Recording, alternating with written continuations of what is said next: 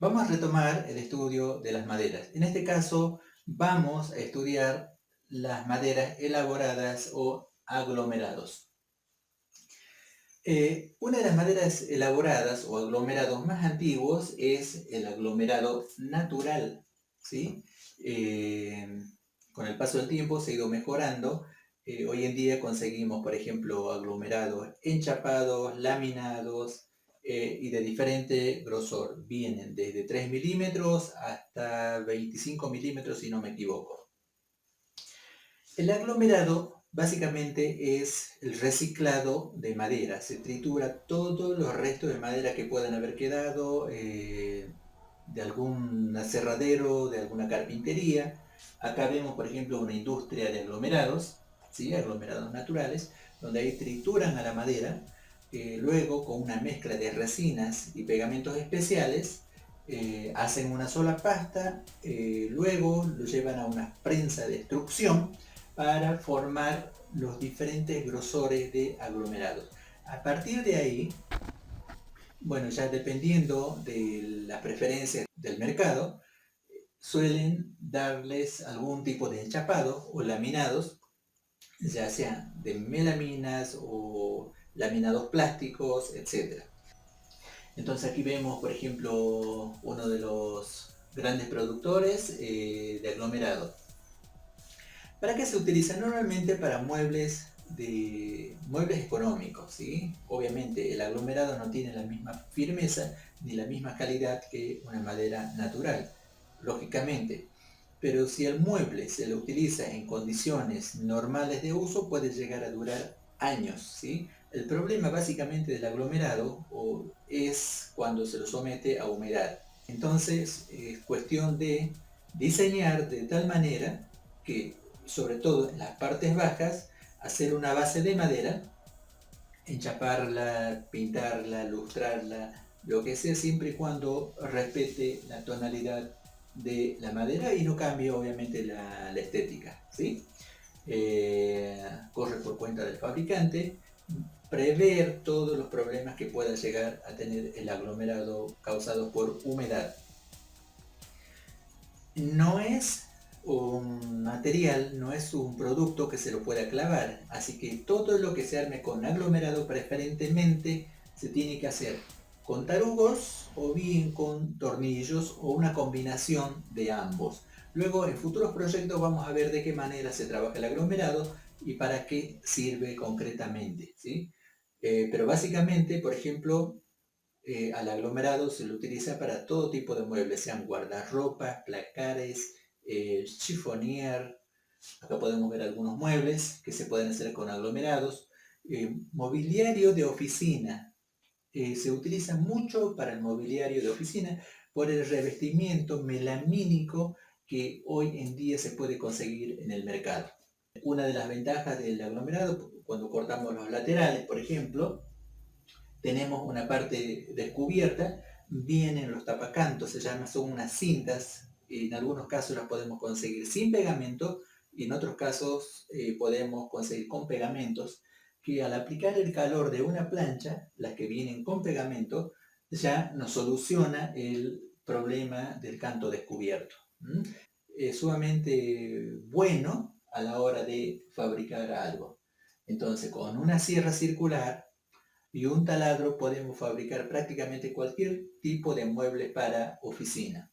Entre otros muebles, obviamente, porque lo único que necesitamos es cortar las medidas que nosotros necesitemos y atornillar. Otro aglomerado u otra placa es el MDF. El MDF es una variante del aglomerado natural, del aglomerado común.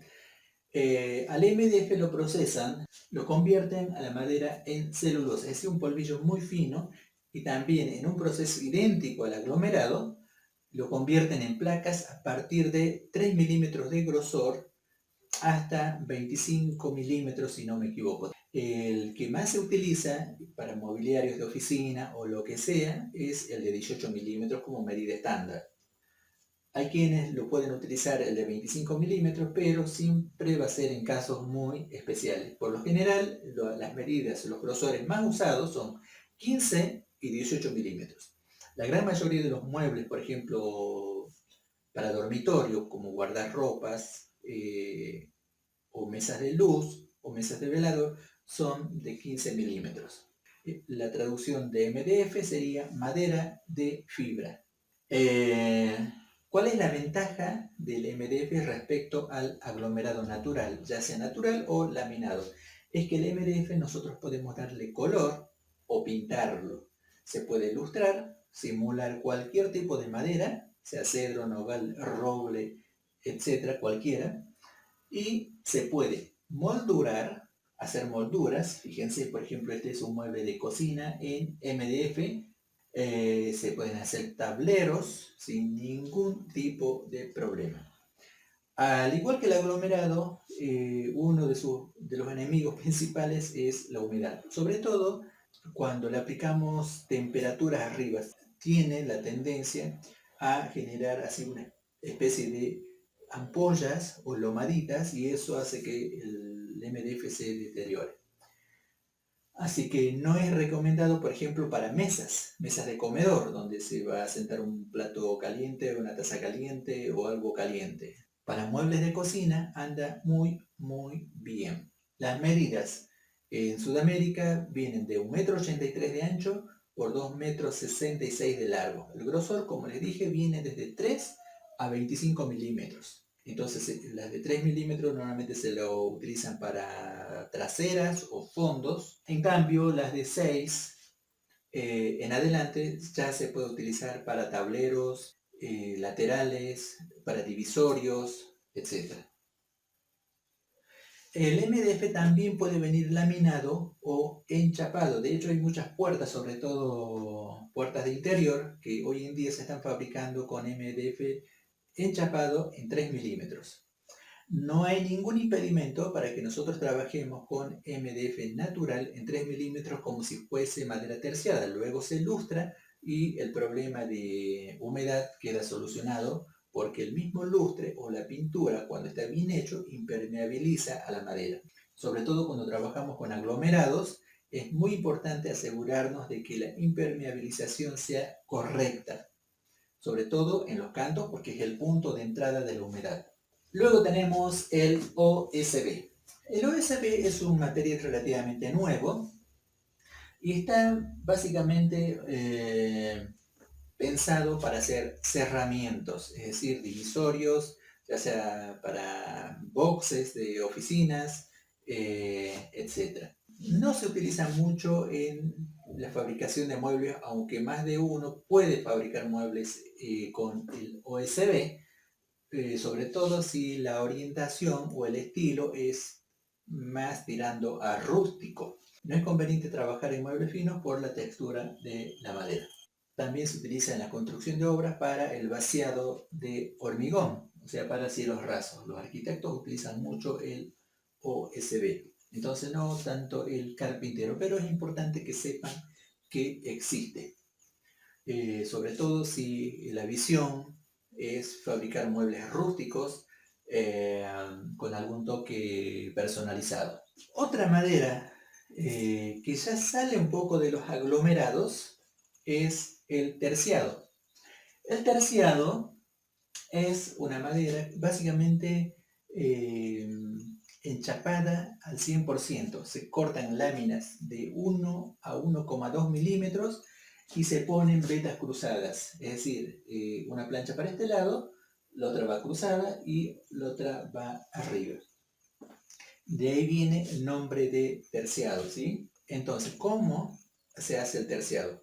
Se agarran, por ejemplo, troncos de madera, puede ser de cedro, de pino, de eucaliptus, etc. Se ponen unas fosas donde hay agua hirviendo para quitar la corteza y se cocina literalmente la madera y luego se pone en unos tornos gigantes, entonces se pone el tronco y ahí salen las láminas, se llama, y se va enrollando, puede tener decenas de metros de un solo tronco. Luego se corta y se pega cruzado. Eso es un terciado. Las medidas estándar es de 1,60 m por 2,10 m de alto. Está pensado, por ejemplo, una madera terciada, una hoja de madera terciada para hacer una puerta a partir de 80 centímetros para abajo, porque tiene 1,60 de ancho por 2,10 m. Entonces, si lo partimos por la mitad, 80 centímetros es la medida máxima que podemos pensar en una puerta para interior. Y si hacemos de menor ancho, obviamente nos va quedando un pequeño remanente. Otra madera que es muy similar, que básicamente nace del proceso de la producción de madera terciada, es el fenólico.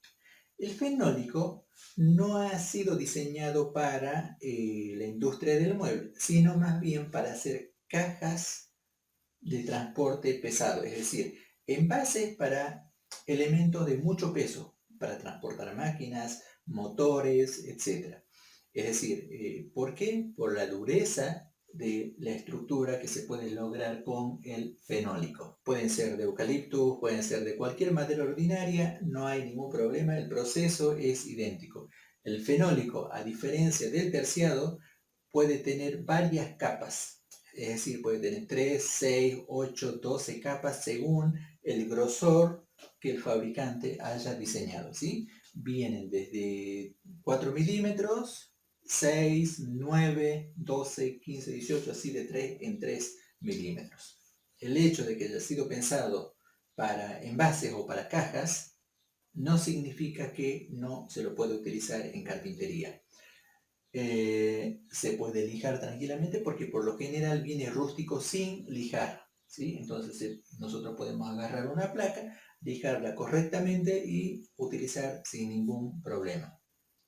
También lo utilizan mucho los arquitectos o albañiles para el vaciado de hormigón, para las losas, sobre todo los techos macizos de cemento, lo utilizan mucho para eso, o para hacer cerramientos, para construir obradores, donde mantienen al personal de trabajo para guardar herramientas más que nada, ¿sí? Herramientas de la obra. Estamos viendo las maderas blandas, las maderas duras, los aglomerados. En un próximo video nos vamos a ir al campo a ver cómo se produce la desforestación de la madera. Vamos a ver cómo se tala un árbol a mano con máquinas y cómo hoy en día, en vez de llevar la madera al aserradero, se puede transportar el aserradero al campo y traer directamente la madera.